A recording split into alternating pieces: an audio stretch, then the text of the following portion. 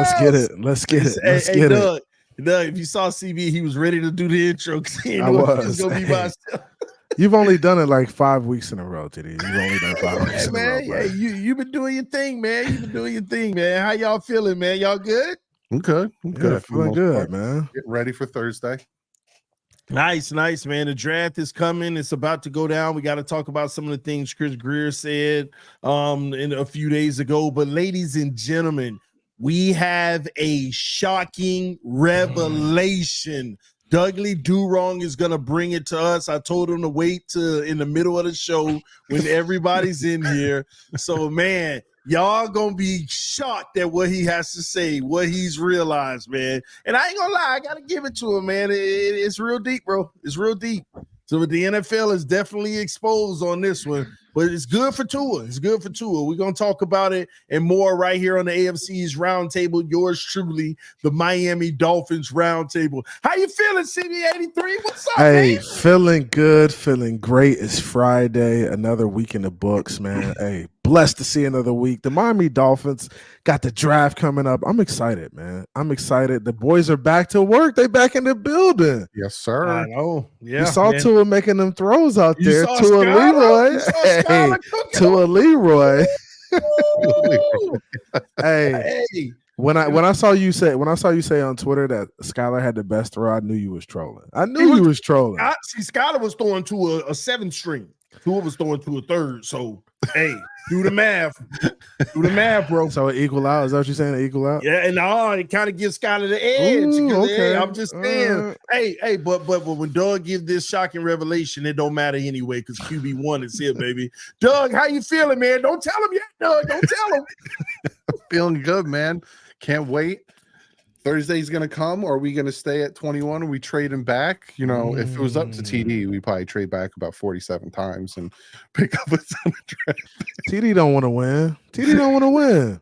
Doug, if it was up to me in the draft, I would give up number 21. I would give up number 55.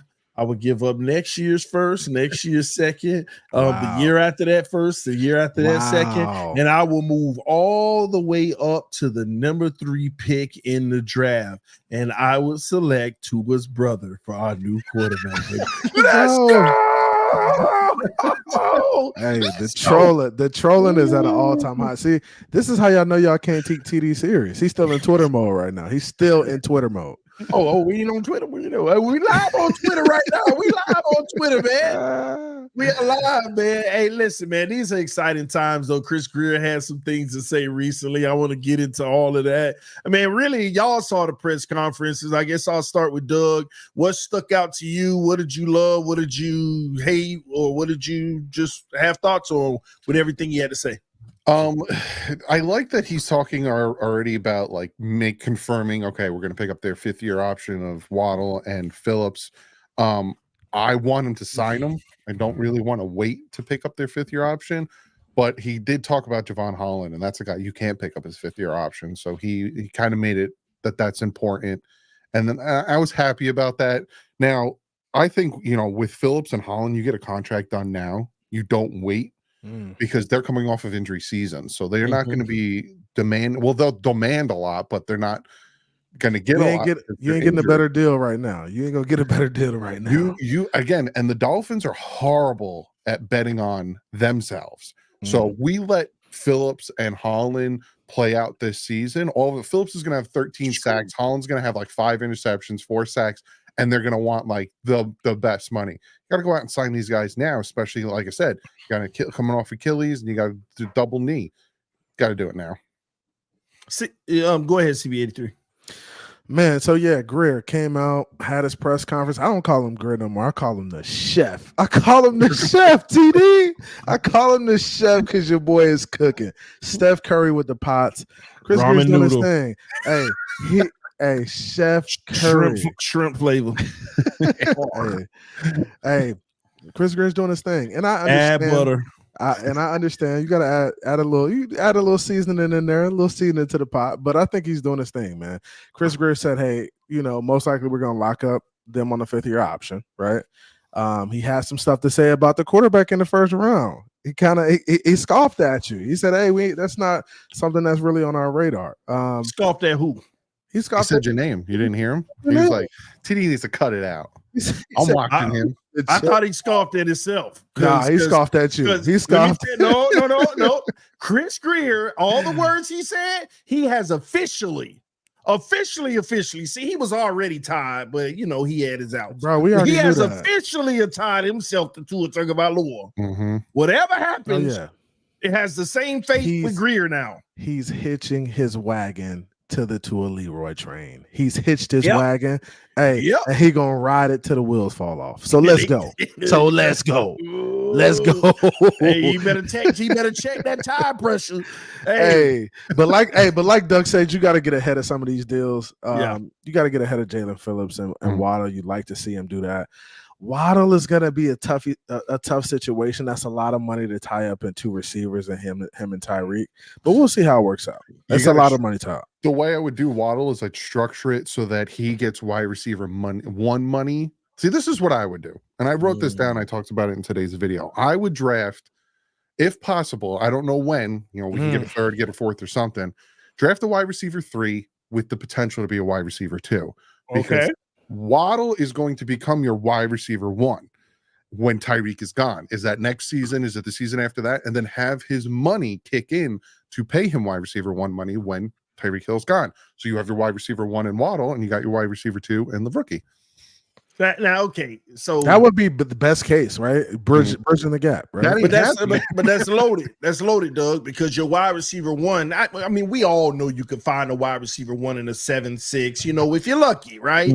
But if we're strategically actually going for the wide receiver 2, is that at 21?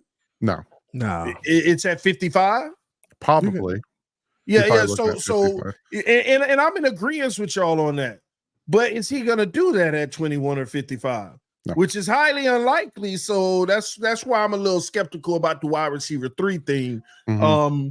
Because the OBJ situation, even if you got a wide receiver 3, that does nothing for the future. Yeah. That does nothing for the future WR2, which next year.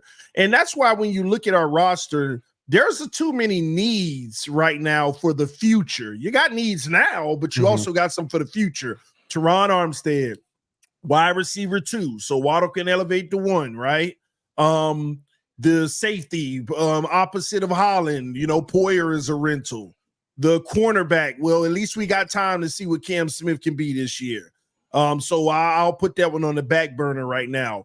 All the linebackers we got are temporary, unless Channing Tindall. So I'm going to add one to the list because I don't expect both Cam and Channing to work out, even though we hope they do, right? So that's 4 spots right there. On top of that, you need a defensive tackle. You need a center. You need a guard. We're talking about for the future, right? We got guys standing in now. I just named 8 positions right there.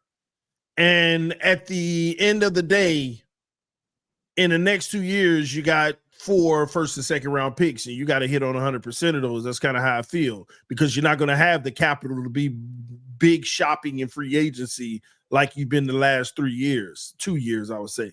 So let me back up for a second here, Doug, about Waddle, Holland, and Phillips.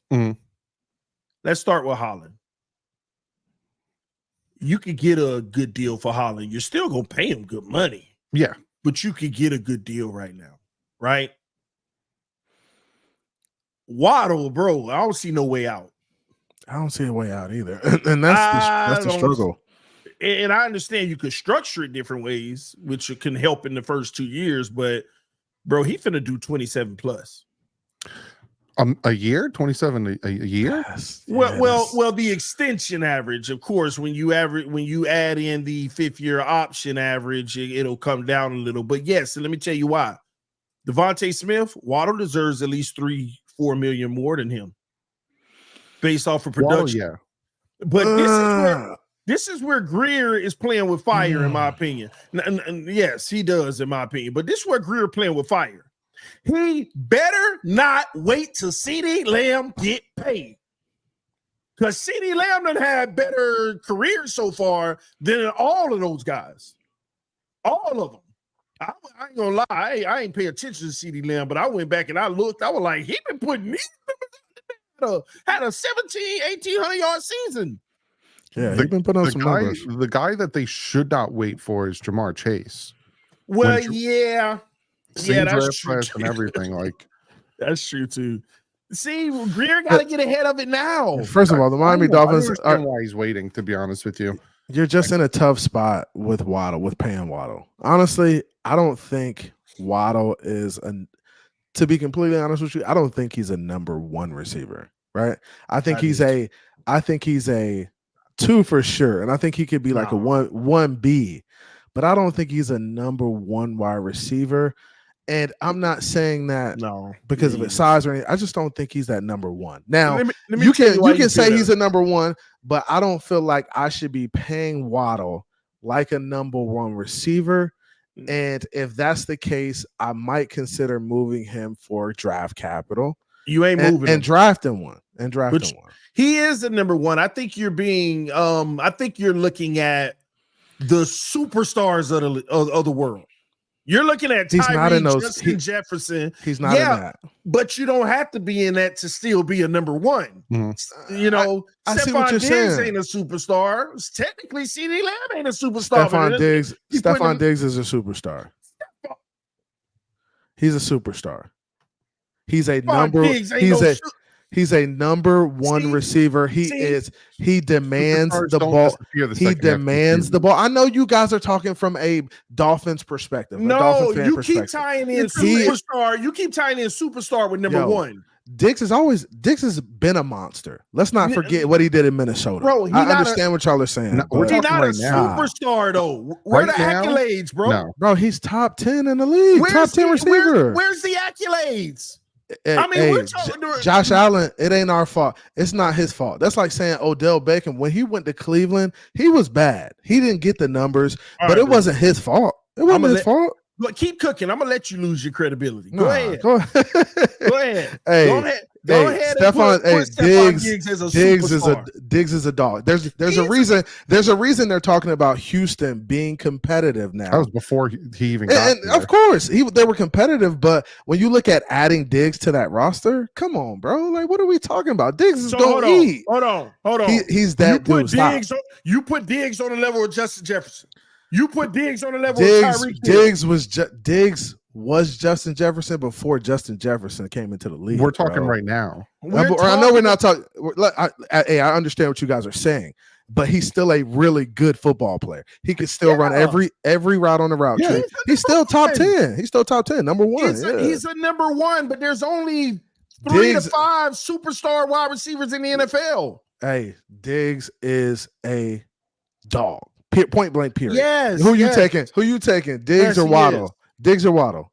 Right now, Waddle. I'll take Waddle, bro. Right now, I take Waddle. y'all are fans. I get it. I'm a fan too, but I ain't gonna fan. I ain't fanning like that. Dude, I ain't fanning like that. Fans, he disappeared for the second half of their season. I'm not. It's not his fault though. You know what? It's not his fault. It's not always. It's not always his fault. Let me give you a better question. Would you take Waddle or Diggs with Josh Allen? You said Waddle or Diggs with Josh Allen? Mm-hmm. I'm taking Diggs. You done lost every bit of your mind. I'm taking Diggs, bro. I'm a Dolphins fan, but I'm not gonna sit here and say talking about shocking. And we can talk. Hey, look, and we can talk about the future and stuff like that. Of course, Waddle's younger. Who's more accomplished in the league? Stephon Diggs. Come on. Yeah. Let me put it on the screen. Yep. Yeah, we got him. Diggs in here. Diggs in there, bro. All right, I ain't gonna debate this with you, but here's the thing that people need to realize. Devontae Smith got a 3-year extension. That ain't what Waddle looking for. If Waddle they're the type of 4 or 5-year guys. You know, they want the gusto contract. You know, they want the, over $100 million on a 5-year or maybe even a 4-year over $100 million with 3 years guaranteed. See, when you look at Smith, that's 2 years worth of guarantees on that deal. Waddle, I believe, is a 3-year guarantee type guy. And people need to look at the guaranteed money. That tells you what a team thinks of a player. Because here's what's funny. I don't know if people, well, let me not sidetrack. That's the next topic. I'll get there. But Here's what people need to realize. If the Dolphins do a 3-year extension, 4-year extension, 5-year extension, right? It'll probably be 4 because you add the 5th-year option. That's 5 more years with the player, right? If you have all 5 years to spread the money, we don't have an issue. This is why you can't wait till next year and try to do this. You cannot wait till his actual 5th-year option to try to give him his deal, because even if you sign him on a good deal, you have one less year to manipulate the cap and spread the money the way that you like to, because we're going to have to deal with this quarterback contract. So that's Waddle. I don't see the way out. Jaylen Phillips, I like the 5th-year option being picked up, but I am not for extending him yet. How do y'all feel about that? As far as extending Jaylen Phillips, Yeah, I think you got to do it now, coming off the injury, man. Because you picked honestly, up a 5th-year option and you got 2 more years of him under contract. Fresh off an injury, you're going to guarantee and lock him in for 5 years. Unless you decide as an organization that he may not be in your plans in the future, then you let him play on the option. But I think it seems like he's a really hard worker, super athletic. He's gotten better each year. I mean, you would think that Miami would try to lock him up when he's coming off the injury and get it on the cheap, right? You think so. You just think they would try to get ahead of some of this stuff, right? Like right now would be the best opportunity to say, hey, let's go ahead and get this deal done. But he may say, hey, I'm going to bet on myself. I'm not going to take your deal. He wouldn't dare do it. He wouldn't dare do it. he might say that. I mean, that's what a lot of guys are doing. That's what Christian Wilkins did. No, that's what Austin Jackson did. Well, as far as hurry up and take that money. That's what. I'm talking about Christian Wilkins. I'm yeah. not. Yeah, I'll wait. Yeah, Jaylen Phillips would be crazy to do an extension now at a cheap price. And unless he feels that his body, like, I can see him recovering and doing well. He's young.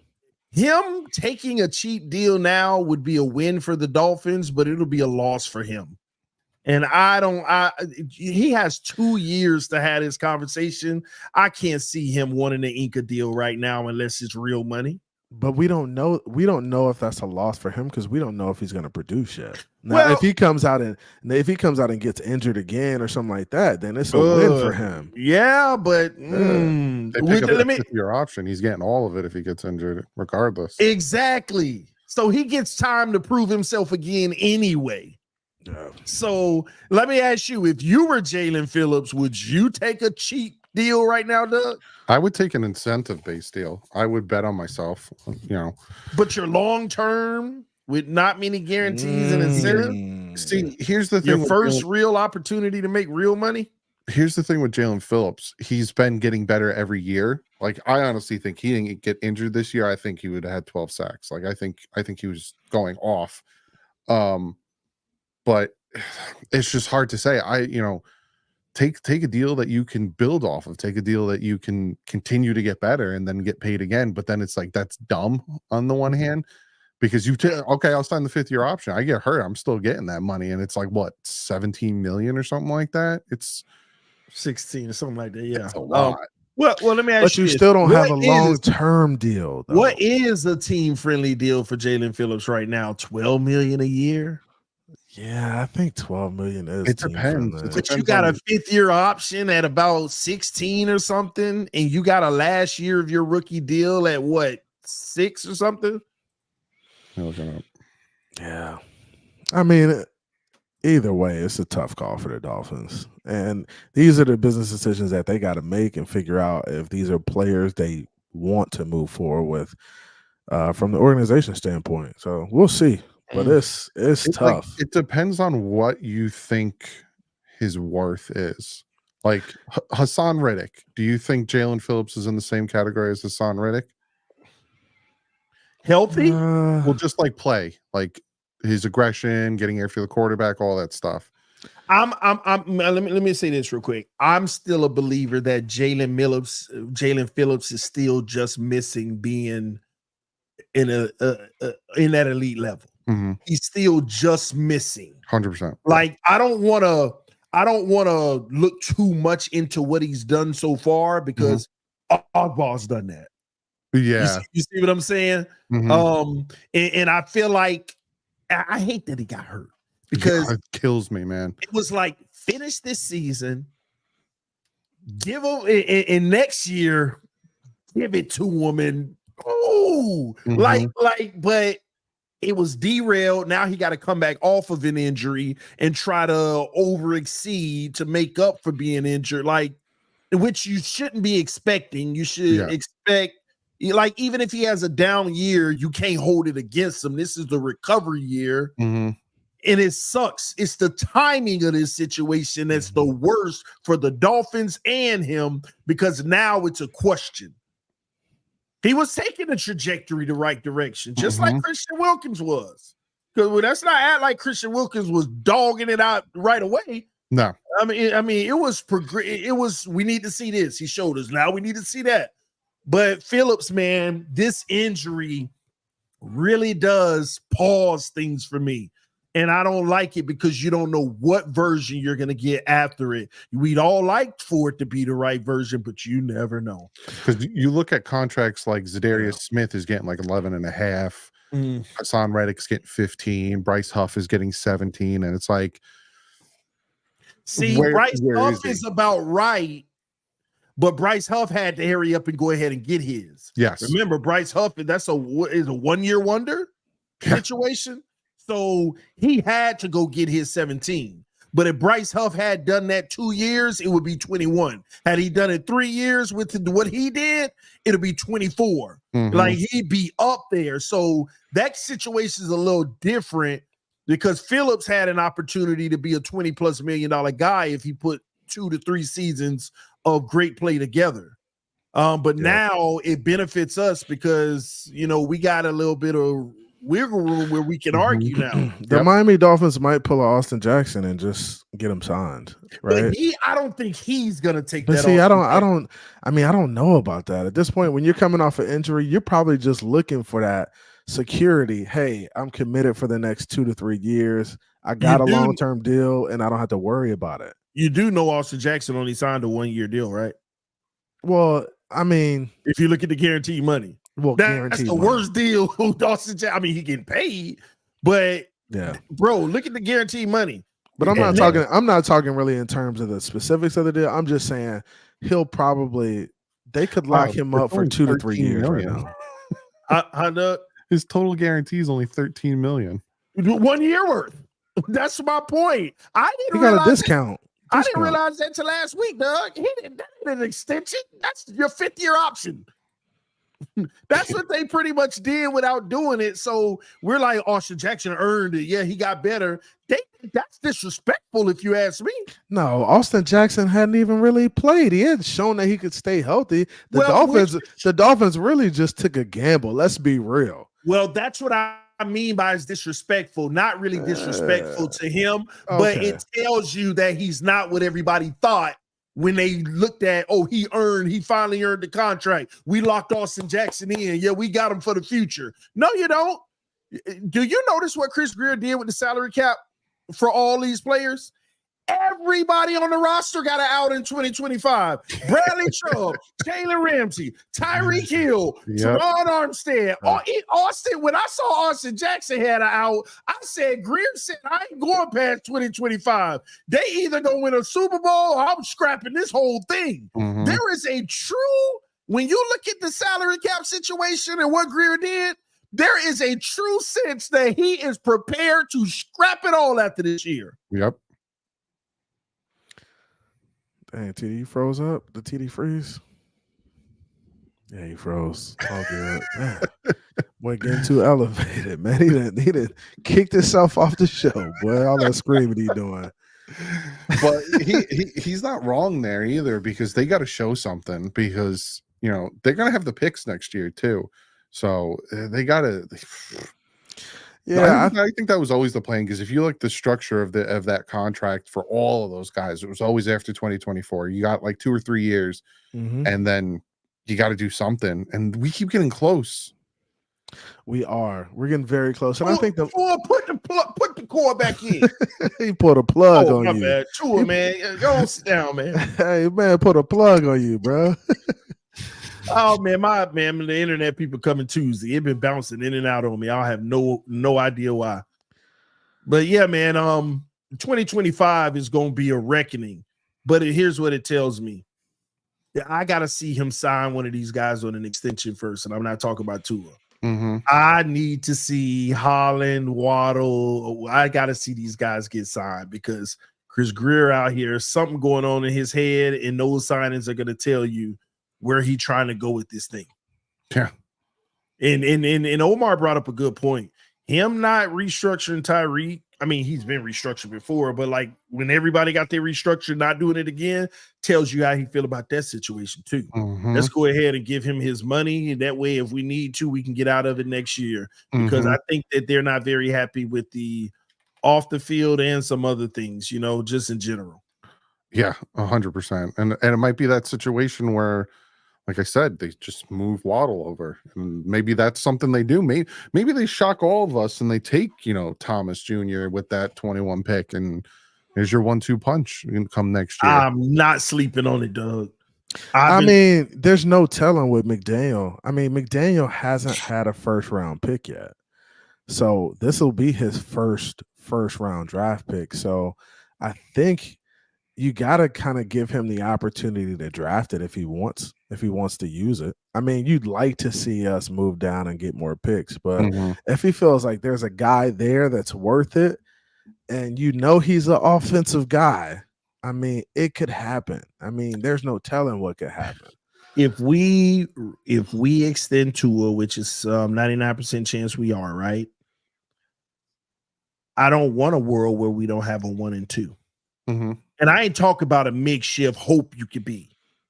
I don't want because let's not forget, we are 2 years removed from Waddle and Cedric Wilson Jr. being our guys. Nothing else.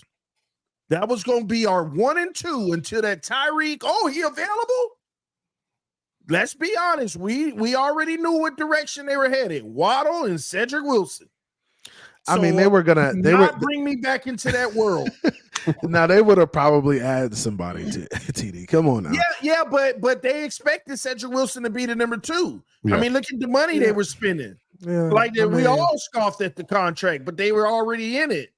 And even if they brought in somebody similar to him, it still wasn't going to be like, you know what I'm saying? We cannot do that. We can't. First, number one, you can't do this to Tua. That's unfair because it looked like the blueprint now. Get these guys weapons, okay? Yeah. Everybody ain't Mahomes. We all come to that conclusion. Get these guys weapons, and don't do that to Tua. And on to at least the one thing they better do over the next 3 years is make sure they. I don't care if we suffer on offense. Do not let this. I don't care if we suffer on defense. Do not let this offense go down. Do not let it, because what would it have all have been for if you just put Tua in a situation of regress? And I'm not saying that as a knock, like, oh, he need everything around him. Man, let's call it what it is. You know what I mean? Everybody needs stuff, but make sure you don't play with him about that. Why? Well, I mean, Tua is just like every other quarter. What you saying, TD? What are you really give saying? him the best chance to surprise us. I mean, at the To end of the day, surprise us. I'm still opening up my heart to be shocked and then just like TD, fall in love. TD, he did put up numbers last year. Let's come on, man. Yeah, but don't take away the things that helped him do that. And we're not saying take it away. I think we need to bolster the O-line. I think we still need to be able to run the football and run it more efficiently. And we need to just continue getting better on offense. And I think with the passing game, with the wide receivers we have, I mean, we'll be fine. Man, do not send me into a world where even if you fix the O-line, Tua's in training. Tua's in training. He getting it in with his QB coach. Stop playing with that boy, man. Stop playing with him, dog. TD, you know for a fact, if all of a sudden we got rid of all our receivers, CB's gonna be the first one. He's like, you gotta get this man weapons. He can't do everything. I always said. First of all, I always said the QB position is the most dependent position on the field. If you don't have weapons around you, you ain't doing jack. And what you did, but I'm not saying. What did I just say? I said keep everything consistent around them, and we'll be fine. You ain't. It ain't like we're gonna fall off a cliff offensively. Don't doom and gloom me to death. Don't doom and gloom me to death. You do keep everything around them, but we're still talking about the swap outs. Some of these guys, Teron Armstead, who you're swapping them with. Kendall Lamb just as good, man. Kendall Lamb's not going to be here next year. Kendall Lamb here right now, and he played just as good as Teron Armstead did. Ain't we talking about the future, Doug? Yes. Oh, so y'all want to talk 3 years from now? No, it's not that. We're trying to, like we really want to make sure that, because we want to make sure that we're gonna move, because signing Tua to an extension is it. Mm-hmm. What if you what is it? What is it? That's it. No more arguing. No more. We already knew that. I've been known that. It's not. That's not the point, though. The point that I'm making is, like, it's a wasted energy arguing about what you should do whenever now, hey, it is what it is. Now let's talk about how we can make that work. And don't set man, I'm telling you, that's why it aggravates me. That's why this whole thing aggravates me, because I know Chris Grier. Soon as he give him that money, here we go, Doug. As soon as he give him that money, he gonna start neglecting them. I'm telling you, this Chris Grier to the finest. First of all, how is it possible when you have an offensive mind as a head coach? He's not going to let his offense fall off a cliff. Let's not do this. Mike McDaniel knows everything he needs to be successful. Did you not see? He's trying. We've been neglecting the offense. We still ain't gonna get the O-line we ever wanted. No, we thought we could patchwork it. That's what they always think they could do. So when you're naive and you think you can shuffle your offensive line every week and it just work out, and then you see, late in the season, that ain't working no more, then you got to figure out, you probably need to build through the trenches in the draft. And that's probably what they're going to do this draft. And they're going to address, I believe it too, they're going to address the trenches this offseason for next season, and then they're going to neglect the wide receiver room. The wide receiver room will continue to be what it is. And if we need to move on from a guy, we will be drafting another guy or bringing another guy in free agency. Chris Grier and McDaniel and Weaver this offseason have done a good job plugging the holes they need to plug, right? We're going into the draft in a position where we could really go best player available and still be okay. Now, if we were drafting for need, it'd be different. But we have enough right now to be a good football team, and even Vegas is saying that.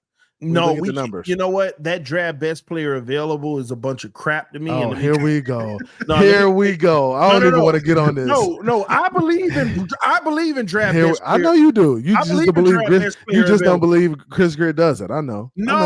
I believe he will. But here's the thing: he can't afford to. He can't afford to. If the best player freaking available on this team is a quarterback, he not gonna do it.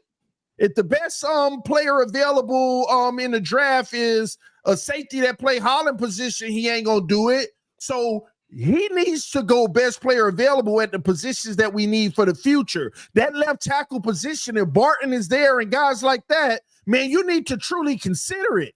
You don't just I'm considering it. Look, I'm considering those positions if you could still find a way to get that guy on the field. I'll consider tackle if that tackle can play guard. Yeah, right? You can get Barton on the field next time. Right. So that's all I'm saying. I'm cool with all of that. But the guy has to play. He's got to contribute. Yeah. It ain't no red shirt, and I've said this multiple times. Don't tell me you're going to draft a tackle and sit him behind Armstead and Austin Jackson. I don't want to hear that. I don't want to see it. I don't even want it to happen. So who we drafting at 21? You can draft. I don't care. You could draft the tackle, but his ass better be playing right guard or left guard. You've seen all the mocks based off of who you believe will be there. Who we drafting at 21?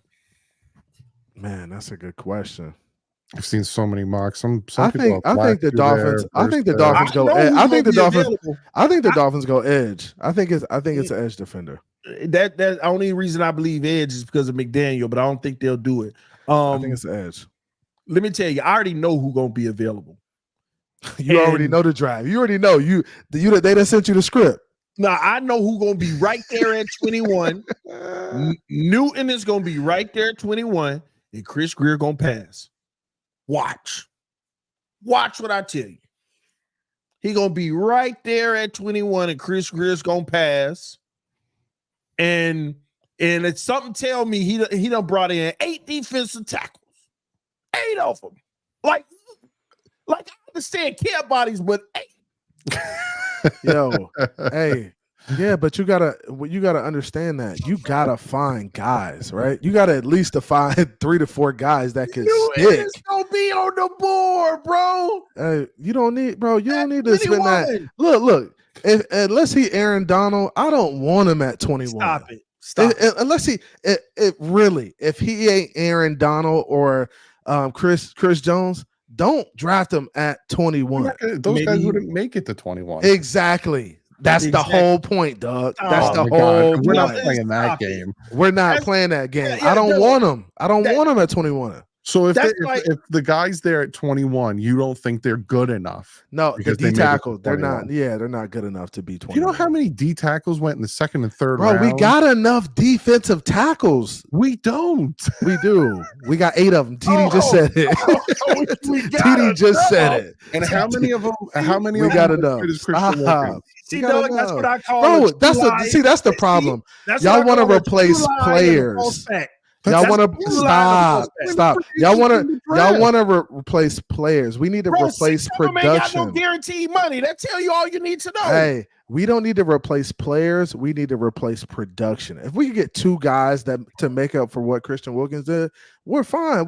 He don't need. Christian Wilkins played 90% of the snaps at a time. Only one can Christian Wilkins played 90% of the snaps. He doesn't need it. Nobody needs to be playing that much on a defensive line. It's too much. I'm so glad you were like these are recorded. I'm killing y'all. I'm killing y'all. I know. When we can't stop the run up the middle, I'm gonna remember what you said on the last round table about. It ain't about that. We could collectively. Okay, you remember that? You better not say a word about our defensive tackles this year.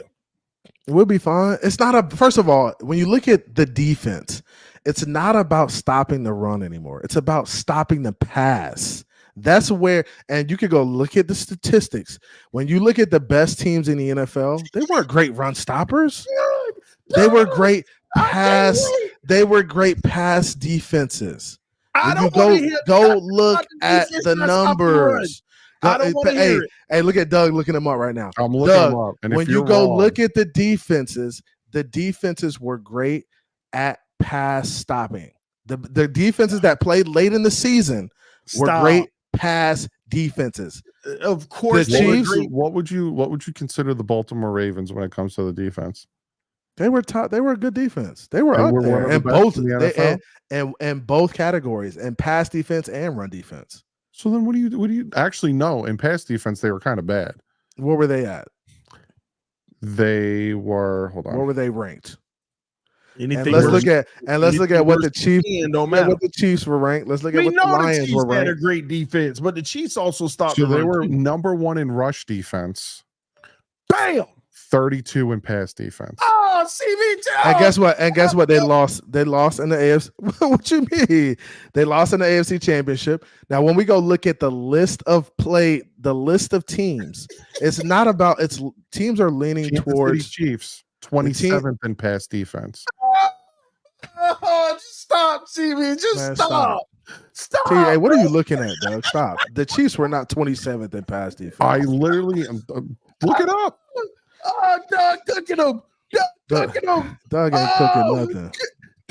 We gotta clip this. I gotta clip this. They gave up 4,273 passing yards on defense. They also offense, they gained 4,791. So are you telling me that run defense, Doug, for the Chiefs? They ain't good. Oh well, it is what it is. They got Patrick Mahomes on the other side. They got turnovers though. From my understanding, didn't they get turnovers? Yeah, 5th in the NFL in turnovers. That makes a big difference. So hey, teams are not worried about. Hey, look, that's how you get that. Teams are not worried about stopping the run anymore. That is more so about stopping the pass. I'm telling you, we're leaning towards pass defenses. I will pull it up. What's the Lions, Doug? Can't be more wrong if you tried. See, we gonna qualify his false statement. I'll pull it up right now. I'll pull it up. Don't worry. It's that film study, Doug. Lions are 24th in pass defense. Oh, so who are the top teams in pass defense? Name me the top 10 in pass. Bro, defense. if you say Carolina Panthers, CB83, you suspended. If the Carolina Panthers top 10, CB, you suspended. Please stop. Number 1, Buffalo Bills. Okay. Oh, Number okay. 2, New England Patriots. Yep, I mean, they always had a good one. They got a great Number defense. 3, You better not say Carolina. Chicago Bears. Oh, even worse, CB. Number 4. Okay. Number 4. Hey, TD, who's number 4? Don't tell me. No, it ain't possible to do. Who's number 4, TD? No, ain't no freaking Carolina Panthers in no top 10 of pass defense. Are you kidding me? They are the number 4th pass defense in the NFL. Man, let me look up these stats. Yeah, Kitty, dog over here lying. But do you know why? Do you know why they're number 4? It's because everybody probably were running the ball on them. What was their run rate, Doug? Let me look this up. He said, what was that run work? 18th in the NFL rush They're defense. running the ball on them. CB, you got. Bro, what are you talking about? So, hey, 49ers were up there. What are we looking at? But you Pass got to stop defense, the run, passing bro. yards given up. Passing defense. Yeah, 6th with the 49ers. Yeah, that's good. I'm But seeing bro, you got to stop Arizona on the run. list. 7th. This You got to stop the run, CB. on the That- list I'm looking at. I see the Niners up there. 6th. I see the Bears up there. Yeah. I see the Bengals up there, the Bills, the Panthers. Broncos, The Bengals up there? The the Bengals are. Browns, the Bucks. What number's Bengals? The Bengals are number 3 on my list. This is No, NFL.com. NFL. Passing defense.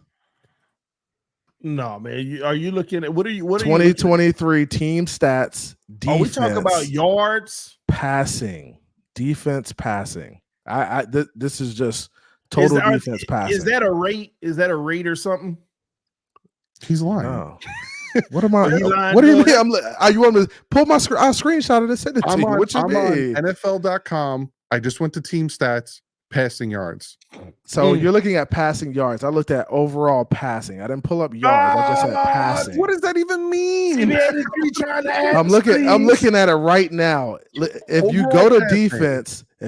defense, and you click on passing, what comes up? What team comes up first? But Doug? what is the metric that they're going off of? I'm looking at Doug, the can you just tell me what team comes up first?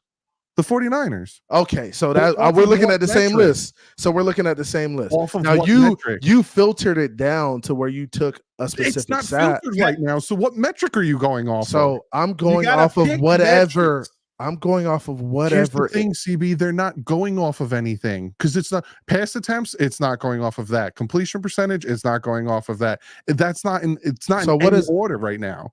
So it's just- what? Teams on there, so you put it in order. No, I did not put. Listen, You how just about- said it's, okay, bro. okay, You you're just said it's the same supposed thing. I Bro, know you're how about supposed to this? put it. You just said it's the same team, How Doug. about both of y'all Dude, I'm click saying on you're passing supposed to put it yards? in order of what How- you want to look for. How about we look at passing yards because that's what matter. Let's look at passing touchdowns. Passing yards is what matters. All right, so y'all want to go to passing touchdowns. yards? Number 1, Jack. Yeah. Number 2, What are we Panthers. looking? What are Give it you up. looking at right now? Passing touchdowns. Passing touchdowns. I have the Texans at number 1. I Mm-hmm. have the Bills at number 2. Where? I have the Ravens at number 3. The Chiefs at number 4.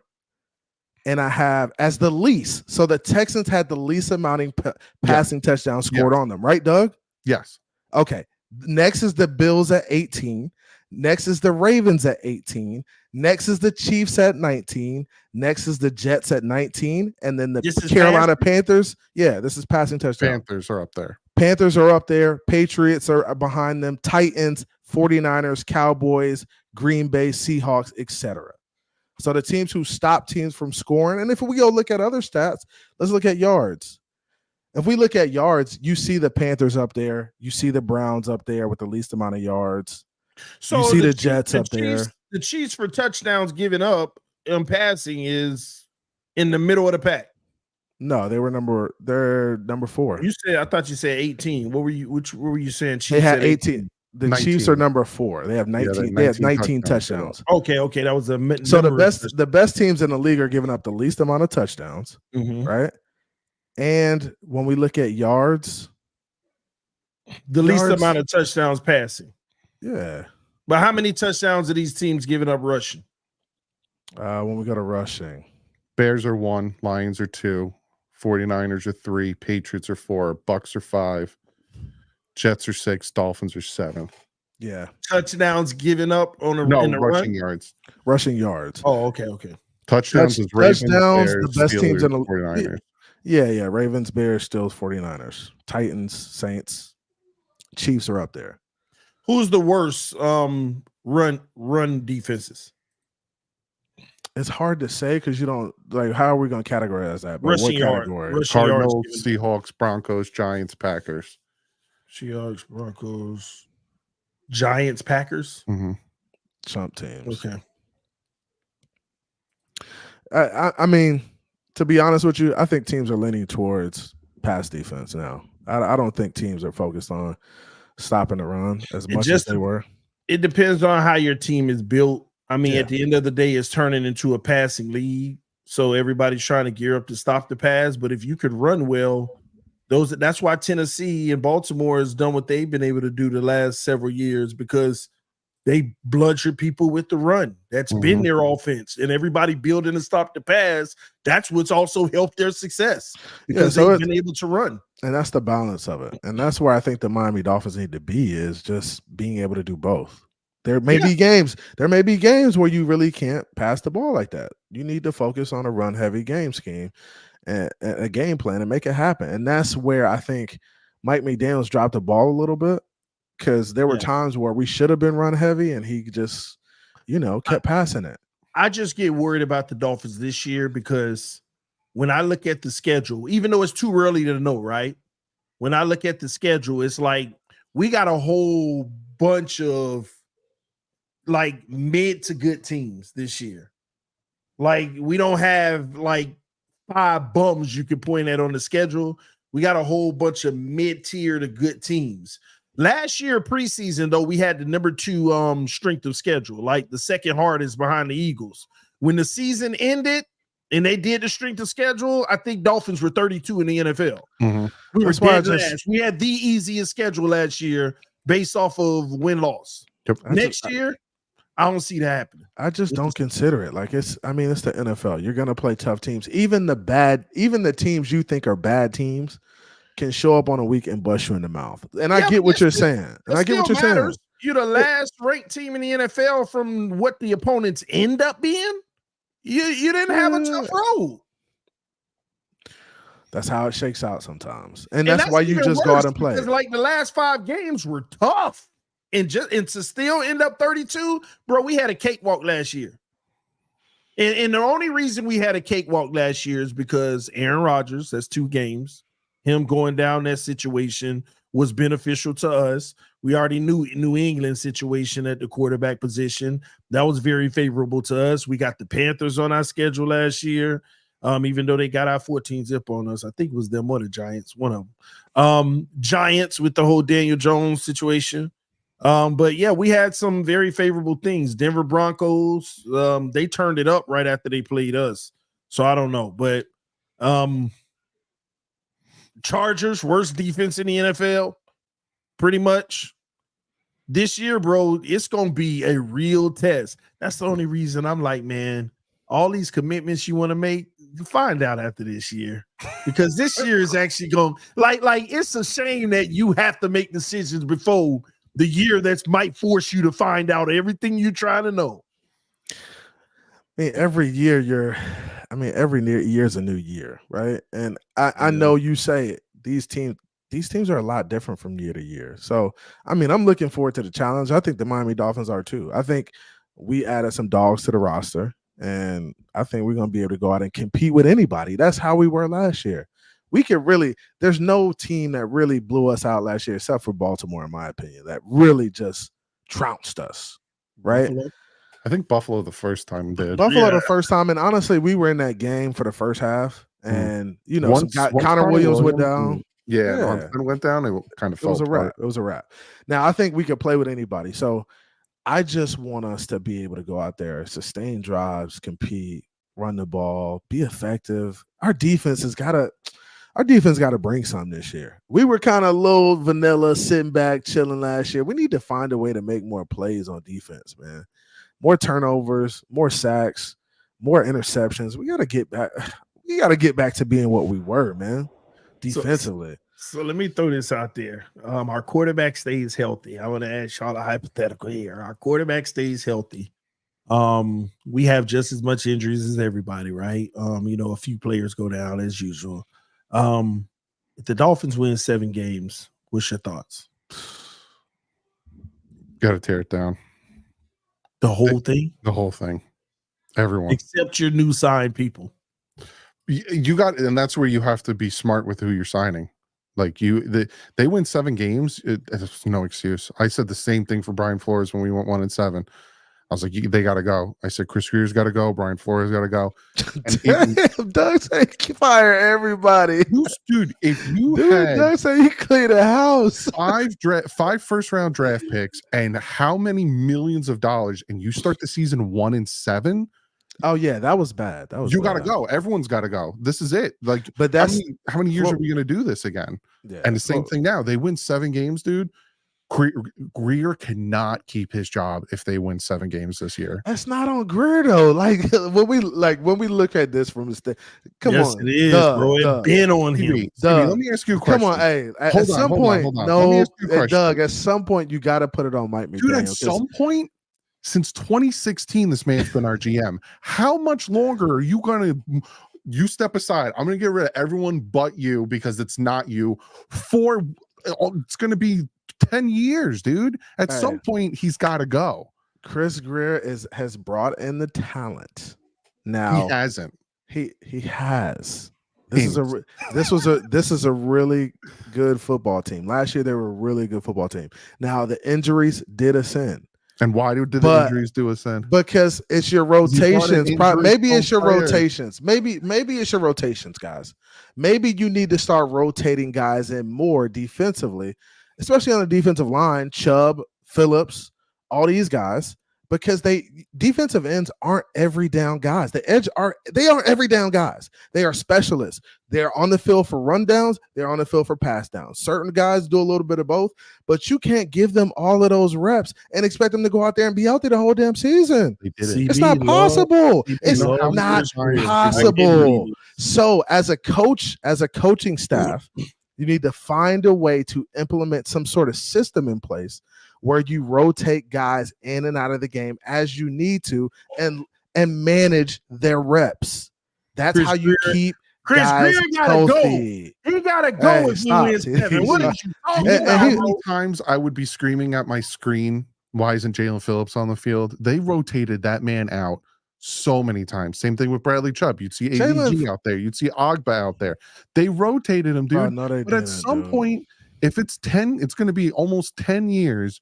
You got to start blaming the GM. You can't keep giving him a get out of jail free card because, injuries. He is bringing in Teron Armstead, injury prone. Bradley Chubb, injury prone. Got him on a deal. He got Teron Armstead. He got Teron Armstead on a deal, bro. What are we deal? On a deal. We thought he was gonna be one of TD, stop lying. You said it was one of the best deals. Stop lying. Don't make me go back and clip you, dog. He played 17 games. Hey, stop lying. But he getting top dollars for playing 10, 11 games. He's not getting tackle top money. What are we talking about? Bro, if you look at how many games he play and average his contract out, of course. We'd love for him to be on the field every down. Of course we know now it ain't even a question of I hope he does. Wait, man, 10, 11 games. That's all you gonna get.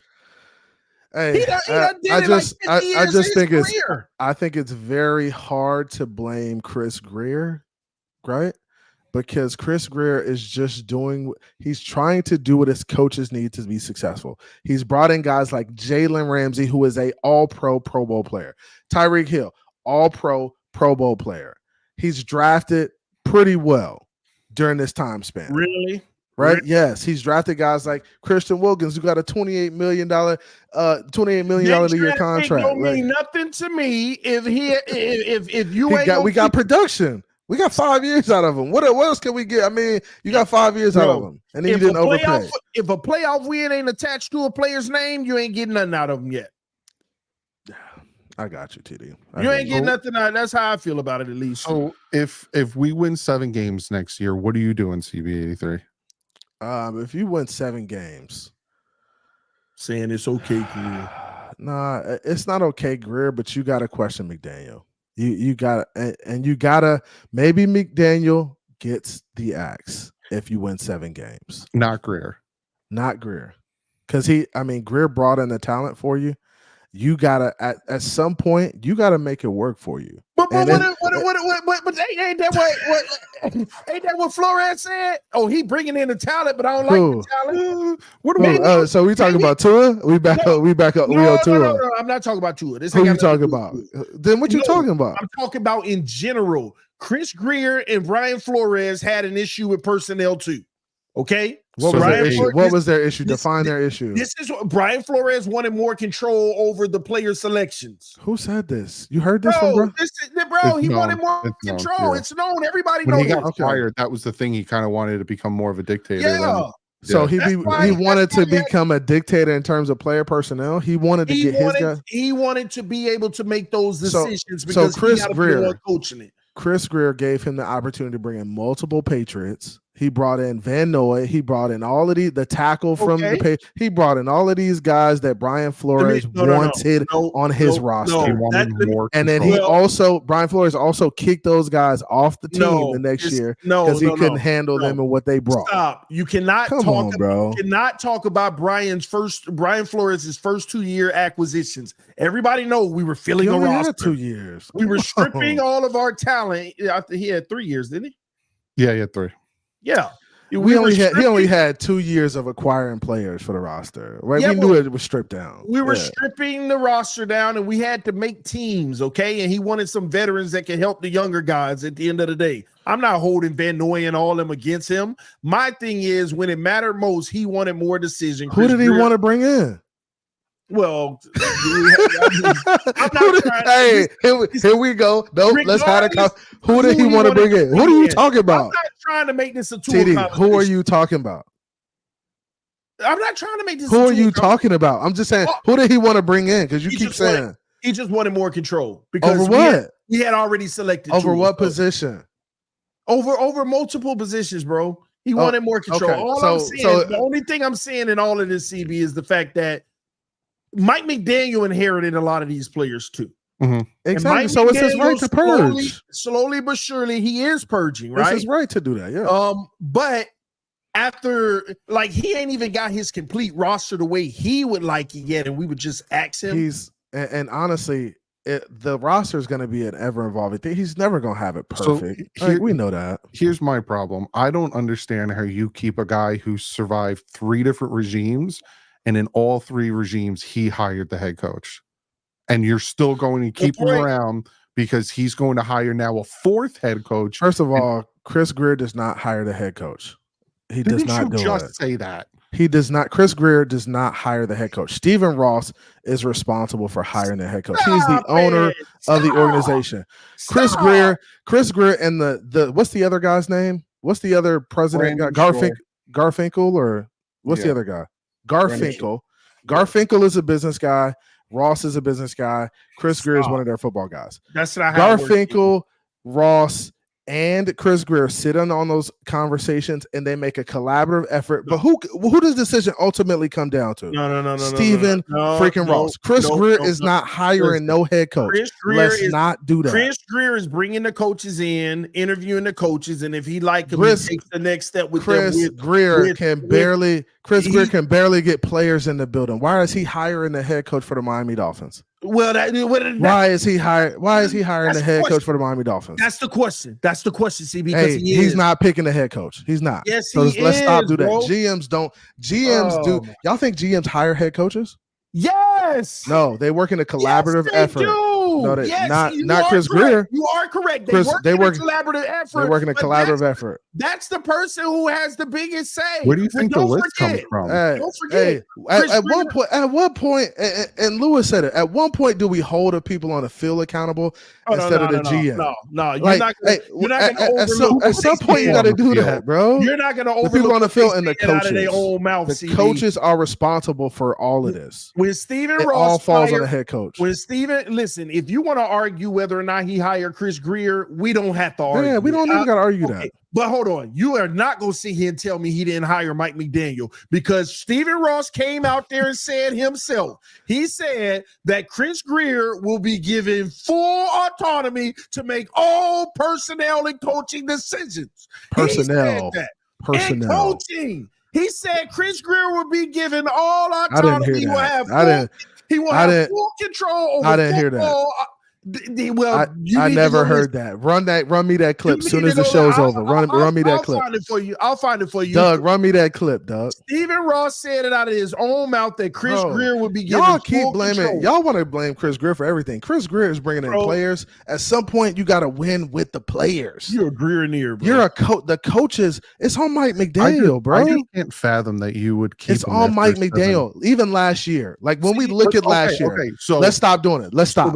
When we look at let's do the exercise from last year. On Adam Gase, cool. Second regime was on Brian Flores. Adam Gase, who hired Adam Gase? Third regime was on Mike McDaniel. Cool. At what point are you going to give some of the blame to Chris Grier? Chris Grier hired Adam Gase? Dog, we can go get Zach Wilson, and he'll be talking about at some point the coaches got to Chris Grier hired Adam Gase? If I say yes, are you going to agree? No, I'm asking you a question. Did Chris Grier did he really hire Adam Gase? Because when did Adam Gase become head coach? He stuck with him for 2 years. When did he become the GM? I thought Chris Grier just became the GM like 5-6 years ago. Chris Grier done been the general manager 2016. 8-9 years now, if I'm not mistaken. What, 2016? When did Gase come in? Now Grier been here the whole time. So you think Grier? So y'all think Grier hired Gase? But Mike Tannenbaum probably hired Gase. Okay, okay. Thank you. I appreciate it, Doug. Somebody finally said it. But thank you. Don't try to move the goalposts. I ain't moving no goalposts. No, because I still it's can't not on Grier in my mind that you are going to stick with the GM after. So we'll take those 3 years out. 6 years. Y'all boys stuck now. Doug, you're still going to stick with him. Doug, this is what CB83 is insinuating. Trade Tua now. Go get Zach Wilson, and it's on the coaches and the players to make it happen. Stop blaming Chris Grier. That's the exact opposite of what I'm saying. No, it's not. You're trying to say I'm saying, are we going to hold the players accountable? I'm saying Grier make the decisions on these players. Here we go. I'm saying Chris Grier is responsible for bringing in talent that the coach feels can help him win games. At that point, it is the coach's responsibility to put his players in a position to be successful. All right, that's all I'm saying. And there's a lot of good players and some great players on this roster. It's CB83. Let's do it then. Let's talk about the talent that he brought in. He brought in great talent. No. See, you just want to talk about the great ones he brought in. But you're not realizing how many failures that he attempted to bring There's going to be failures. That's a part of being a GM in the NFL. Yeah, there's going to be failures. What are we saying? No, there's going to be failures, but you can't fail on the level of Chris Grier and think you can spend money to cover it up and act like nobody noticed. Y'all sure y'all want to go? You sure you want to go down this road? We got an hour. You sure you want to go down this road? We already over it. So we already over. You sure you? Yeah. Listen. Chris Grier. Doug quiet over there. He said he ready to go. Doug said he ready to go. I'm honestly, I'm in shock that if we go 7 wins, you're not going to fire Chris Grier. I can't. I got to put it on Mike McDaniel, man. Chris Grier brought in.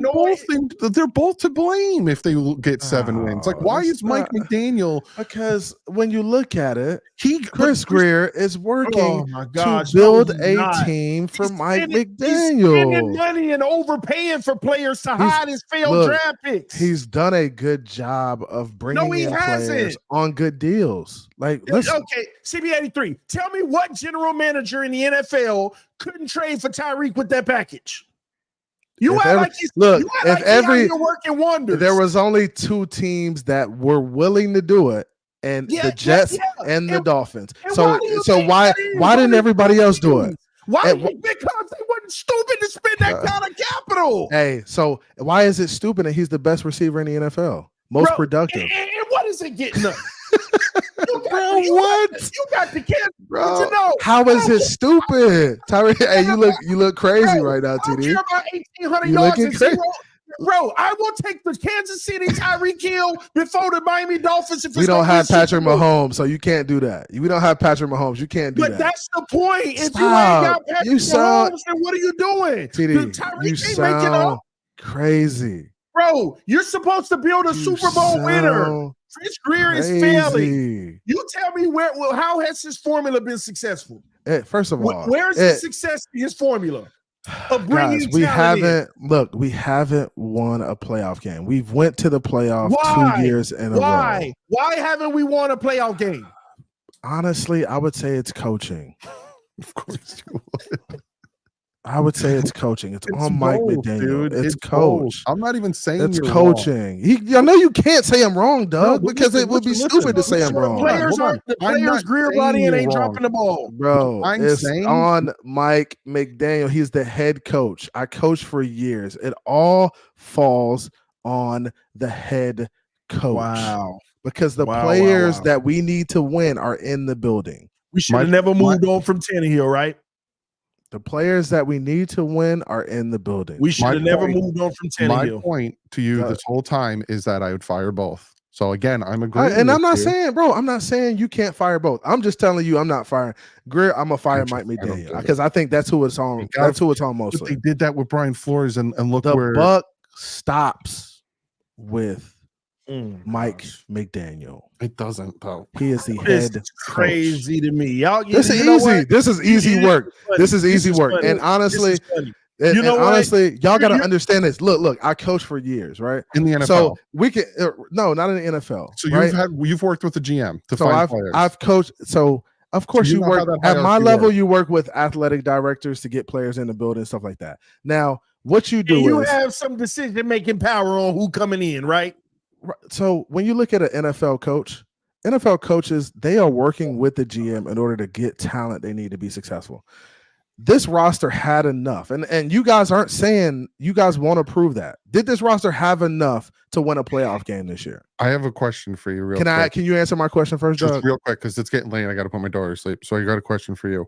Why is it that constantly we hear stories from Mike McDaniel that Chris Grier comes into his office and says, I could potentially get this guy. Do you want him? And then he says yes. Why is it that the Tyreek Hill situation was a surprise for Chris Grier, for Mike McDaniel, had no idea about it until it got done? And can I explain why that happens? Because Chris Grier is the one on the phone. He's the one taking the emails. He's the one communicating with other GMs in the league. He's adding players that Mike McDaniel doesn't know about. So he is not adding players Mike McDaniel doesn't knows about.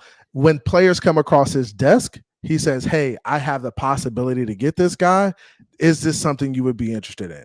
Mike McDaniel gives them a yes or no. If it's a yes, hey, we're going to try to acquire him. If it's a no, hey, we're not going to get him because you say you can't use him. So that's why that happens. All his job is to run it by McDaniel and say, hey, is this a guy you could use or not? If this is a guy we could use, and he's gonna, of course, evaluate the guy. He knows football. He has a scouting department working with him too, right? So he knows football. He knows what guys he likes, what guys Mike McDaniel may like in his offense and his defense. So that's a part of it. It's a collaborative effort. But I'm not going to just say, oh, Chris Grier is fired because Mike McDaniel or the coach dropped the ball. If that was the case, we would have fired him with Flores. We could have fired him with Flores because he was losing. He was losing game then. Should have. And it would have been the wrong decision. No, because he still came back and got enough players to make this team 2 years in a row, back-to-back playoffs. No. We went from winning we went to not making the playoffs. Here's the pushback on that real quick. Here's the pushback on that. We had a garbage offensive line. We had the 32nd ranked pass blocking offensive line. It was bad, yet we still kept winning because of the head coach and because of the decisions he made to overtake the garbage that was on the field, especially when it came to injuries. On the defense actually started playing well when we had no pass rushers. So you're coming around here saying that the buck stops at the coaches, but the coaches did great with what they had. When the GM is laughing at us, telling us you're more concerned about the offensive line than we are. Like, you got to be kidding. Because honestly, the GM is only taking on what the head coach wants him to do. If Chris Grier said, hey, I'm going to get you offensive line, and Mike McDaniel's like, nah, bro, I want receivers. I want fast guys. Like, how would that Draft how would that work out, guys? Go watch How would that work out? It doesn't work like that.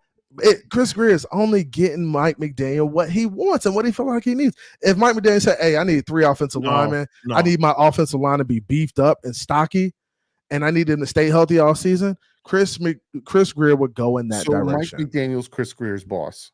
He is. They work in a collaborative relationship. I'm telling you need to watch Draft Day. It's collaborative relationship. Doug, I know you got to go, bro, but I got to cook. This was fun, though. I got to cook him for another 10 This was I fun. hope no one thinks that me and CB83 have any animosity. They beefing y'all. Beefing. Doug, tell everybody the shocking revelation about Tua that you told us about backstage, man. We're best friends. Ooh, bomb drop. Bomb drop. Hey. No, I got. They are best friends, though. They are best friends, though. I gotta say this, CB83, and let's have a conversation and allow each other to talk. Okay, listen. Here's my sentiments on the Chris Grier thing. Right. Of course. Remember, this conversation is prefaced off of them losing 7 games next year, right? Mm-hmm. Because if they lose 7 games, it's a great chance Chris Grier getting rid of all of them guys he brought in and spent money on in the last 3 years, right? So you mean to tell me you paid them all big money, but that's not of consequence because you paid them. But now we're stuck with a lot of their dead cap, okay? Then look at all the draft picks that we gave up to get them. The 4 picks are plus for Tyreek, the first for Ramsey, the first for Chubb. All of that capital that you gave up to bring these players in, it was a failed experiment. And I know you put it on the coach. It was a failed experiment, right? Either way it goes, you set the future of this team up for failure by getting rid of all of those picks instead of drafting players and developing players. Because now we got a left tackle that we need in the next 2 years. We got a receiver we need in the next 2 years. We got a center we need in the next 2 years. Some could argue you still got a guard we need in the next 2 years. You got another running back you gonna need because most are probably 2 more years max. You got a safety that you got to replace Brandon Jones that you're basically saying you failed on that pick too. You brought in Noah and failed on that situation, which caused us to pay Xavier Howard more money again. Then jury's still out on Cam Smith, but as of right now, it ain't looking good for Cam Smith. So you bring in Ramsey. I mean, Channing Tindall, you bringing in all these linebackers. And it goes on. The Christian Wilkins, a good draft pick you brought in, but you didn't even retain him. A whole bunch of waste. Okay. Can I respond? The general manager isn't bringing in players that can stick long term because he's getting rid of draft capital to hide his failures in draft picks, and he's spending that draft capital on guaranteed players that he ain't got to be right or wrong on. He don't have to be judged on those picks. He get to use our first round picks so he don't have to be judged on whether he hit or not and give them to a player who's already proven. And we want to call that cooking. Are you done yet? Are you done yet? Do you see what? All right, hey, can I just say this? TD, you said all of that to say, right? All right, so you said he's dropped the ball in some areas. All right, some areas. All right, yeah, and I'm gonna say some areas. How many is some to you? I don't know, but we need a number. Can I get to the number? I get to the point? The audience want a number. How many is some? So give them a number and see. TD, I gotta. TD, if you run from this, you get ether right now. TD. You can smoke right now. Give the audience a number. Can I ask you a question? He missed on. In the last 5, he's scared, y'all. Look. He's scared. Lewis, he's scared, Lou. In the last 5 years, how many different teams have won the Super Bowl in the last 5 years? 2, 3, maybe 3, right? Okay. So it's been Kansas City 2 years. It's been the Rams. It's been the Buccaneers, and then Kansas City before that, right? So in the last 5 years, those 3 teams have won Super Bowls. Yeah, Kansas City been excellent at drafting. Go ahead. There are approximately 29 other teams that have had failed runs at a Super Bowl, right? 29 other teams. We're talking 31. We're talking. I see what you mean. Yeah, We're talking the Eagles. We're talking Baltimore Ravens. We're talking about great football teams. Yeah. So we can't look at this situation. When you look at it from a micro perspective like that, that's what you get. You get negativity, and you get animosity, you get anxiety, stuff like that, because you're looking at the Miami Dolphins and saying, "Oh, we're in a situation we should be winning." There are other football teams that are striving to win a Super Bowl, and they are not reaching the mountaintop. And they are other GMs that are putting themselves in the same situation. Bro, the same situation. They are trying to build a contender, and that's what comes with, you better put that headset in. You better put it in. You better put that headset in. Hey, you better plug it in. Bro, it's not just about winning the Super Bowl in this situation. It's about being where you're supposed to be. Where are you supposed to be? Hold on. You're in the dance. You're in the dance. No, man. Stop. You're pulling it out again. Bruh, you're in the dance. So this is the problem with Miami Dolphin fans. It's not Miami Dolphin fans. Can you stop? Miami Dolphin fans think them not winning a Super Bowl is exclusive to them. No, it's not. It's not exclusive to you. There are 29 other football teams who haven't won a Super Bowl in the last 5 years. That's not what I'm saying. What are we talking about? Of course, we are striving to get there, but it is a very difficult thing to do. Point blank, period. See, and that's where you just underestimate it. You don't look at it from a macro perspective. You're just micro. No. That's the problem. Come on. You have to look at it micro and macro. So every team situation is different. Everybody's missing. Let me say this. Everybody's missing. Let me say this.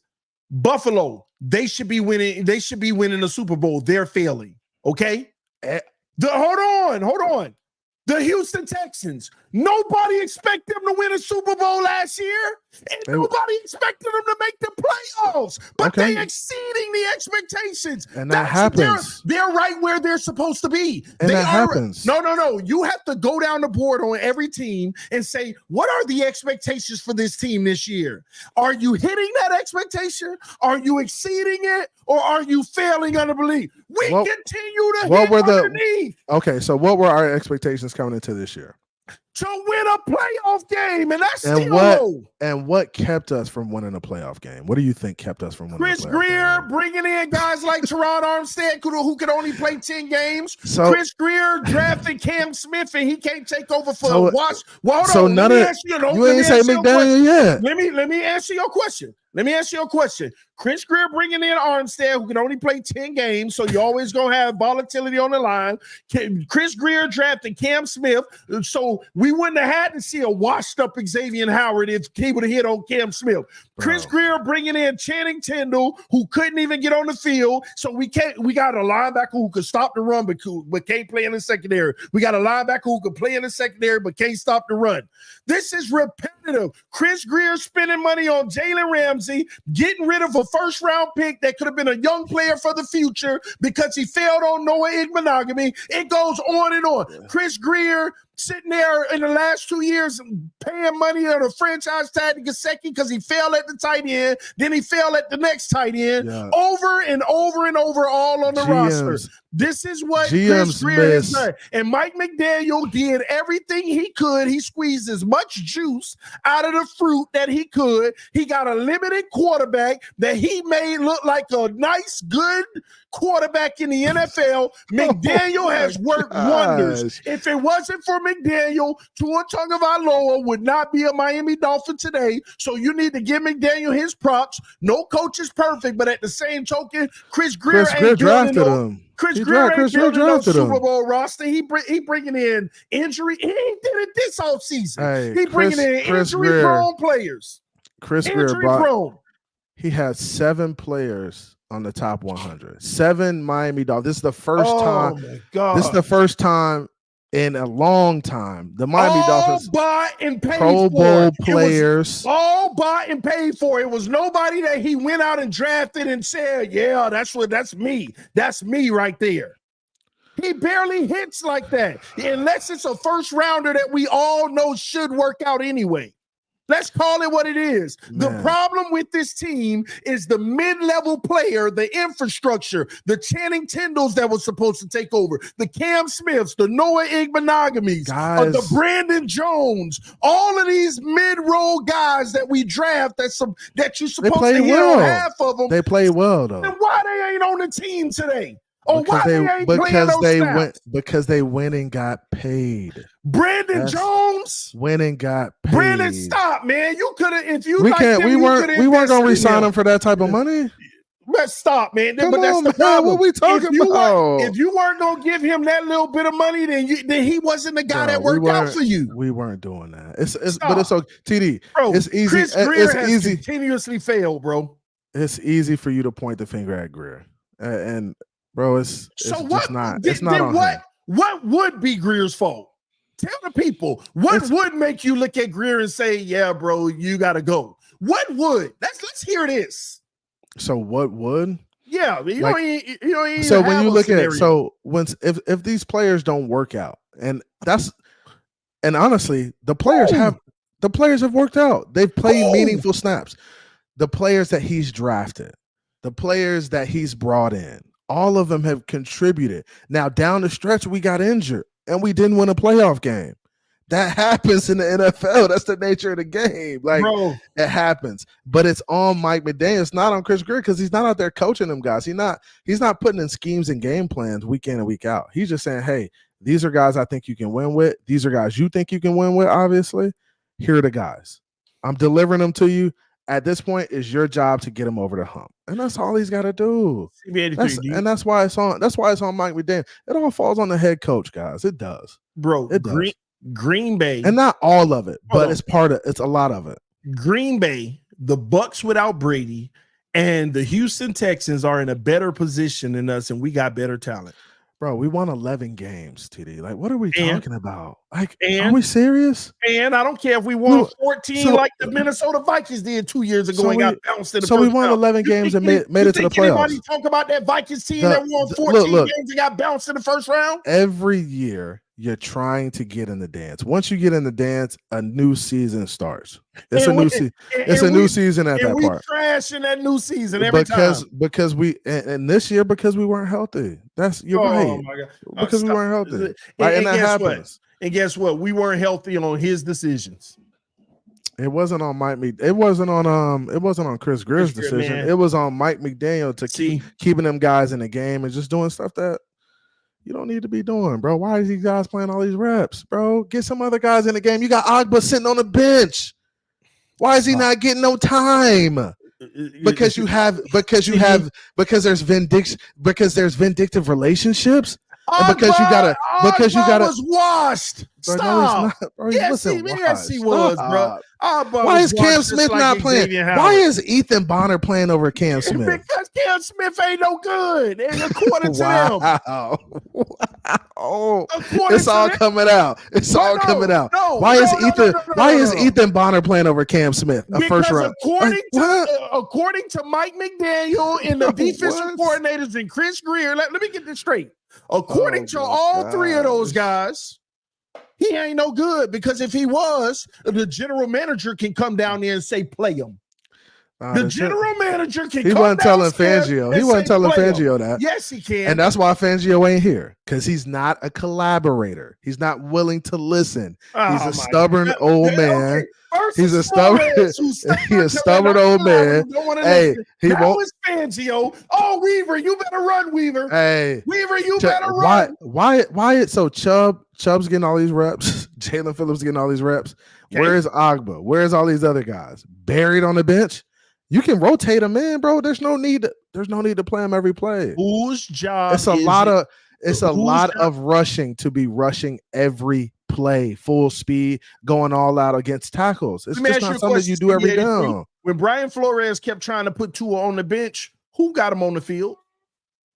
You said what? Say it again. When Brian Flores didn't want to play Tua, who got him on the field? Oh, that was an organization decision. That was Ross. Stop. That was Chris Ross, Grier, bro. Chris Grier said play No. Tua. That was Play Ross. Tua. Chris Grier said But play look, Tua. and this is what you got to understand about that situation. I thought it was the best decision, to be completely honest with you, because you gotta see what you have into it. You got 2 first-round draft picks the next year. So you can ain't go. got to see what you had in Cam Smith and Channing Tindall last year. You can go. No, it's not. It's not that type of situation. Quarterback is more. Come on, Stop, come on, stop that, dog. You know better than this. You're better than this. What draft picks did we use on those guys? What draft picks did we use on what? Cam. Oh, was the second rounder on Cam and Channing? What, third or fourth? It was a mid-round, but mid-round pick. When we talk about Channing Tindall, like there's Channing Tindalls in the league on every team. Okay, some dudes just don't work out. Care who you want to go with, Cam Smith, Noah Igbenogany, whoever you want to go with. At the end of the day, that the general manager got to come down and say play him. So when he didn't come down and say play him, it told me they don't like him and they don't believe in him. Same thing they were doing with Hunter Long. They keep doing the same thing over and over. So Cam Smith ain't that dude. That's what you're telling me. No, as of right now, the team is telling me he ain't that dude. He better come out there and prove it. Now I'll tell you this: if he don't win the job over Fuller, it's over. Like what you got him for? If you ain't gonna be a starter this year, if you ain't gonna get on the field, if you're not gonna get on the field, then what are we doing here? Fuller, nice. He gonna find a way to get on the field. He gonna get reps. That because you rotate guys in. Like you don't need to play. You don't gotta play guys every play. He gonna get some reps though. He gonna get some reps. I feel you. But if he don't see me, then what? Then it's a failed experiment. It's a bad draft pick. Who made the pick? It's probably Grier. And Grier keep making these picks. No, do you know what? GMs make picks every year they miss on. Let's not do that, TD. That's the nature of being a GM. See, here's my issue with that, bro. If Chris Grier would have hit on Noah, we would have been in a much better situation in the secondary. If he would have hit on Austin Jackson right away, we wouldn't have went and got no Teron Armstead. I mean, that's just that's like if it was a fifth, we'd all be drunk. If he would have did this, we would have been in the Super Bowl. That's right. But we do know he didn't know. We do know that he didn't do it. But there is zero accountability for that. We're just like, oh, it's okay. Just go spend $30 million and cover it up. Just go spend $16 million and cover it up. He brought in some. Go spend he brought in some dudes, TD. He brought in Rams. He brought in my Seminole. He brought in Tyreek. I get it, and I brought love in it. Chubb. I get it, and I love it. But his job is to do it through the draft without having to do that. Do you know how much riches we could have if he wouldn't have failed on those picks? Some certain teams do it different ways. Right, Green Bay rocking and rolling, the Houston Texans rocking and rolling, baby. I mean, the Chiefs and they went and just got a free. They went and got a free agent. Like they trading for guys. They're making moves at this point. Yeah, that's what they're doing. You traded for Diggs. The Houston Texans, without all of that, made it to the playoffs. Did better than us. Won a playoff game. Yes. And when they saw that, they said we could just go for broke. We went for broke and they had nothing to show for it. We went for broke and our guys got injured. That's the difference. It happens. That's on Chris Grier. That's on Chris Grier. Hey, this was great, TD. This was great. This was fun. No. I'm here this to keep you. You're getting sauteed tonight. This too easy. Hey, come over to my channel. We're going live later. You already know what time it is. Man, my wife already been looking at me crazy. Yeah, I know. You better get off. Hold on. Let me. I gotta put the poll up in the chat. You got cooked. Here you go. You got your millions. Hey, all TD millions, get in there and vote for him right away. Stevie got cooked. Hey, the poll is up in the chat. Minions, get in there. The poll is up in the chat. Let them know. We gotta hit these super chats too, man. Hey, come on, man. Y'all go ahead and donate to the channel. So get these super chats popping so we can keep this thing going. Oh, I ain't even read them. My bad. Let me see. Shout out to NY Jet Situation Report said if Grier is smart, he holds Waddle with the 5th year and then gives him the contract extension. That will push his wide receiver 1 money 2 seasons from now. Yeah. Good point. Raul Parada just gave some love to us, man. My guy, Raul P. Awesome LA say, yo, CB84 sounding like more of a Cowboys fan than a Dolphin. A whole lot of positive delusion. Jeez. Man, Grier has been here since we had Mike McKagan. Stop making excuses for them, CB. Boy, you got cooked tonight, bro. If CB was the owner, the wife calling. Hold on. If CB was the owner of a team starting now, he would keep his GM to 30. 50. We gotta get you some spelling lessons, bro. Only thing Fangio did wrong is not being called to him. Wow, y'all killing in here. Stop blaming injuries. Our offense was healthy, and they were the problem late in the season. 7-point average. Oh, CB, you getting some love, bro. Bro, I know I get love, bro. Only 64% say you're getting cooked, bro. so you got some minions up in here, man. You got some minions. Hey, the minions love you, TD. They love you. Hey, but I ain't gonna lie, man. You got cooked tonight, bro. This was easy work. I appreciate you. Hey, I appreciate y'all coming to this session.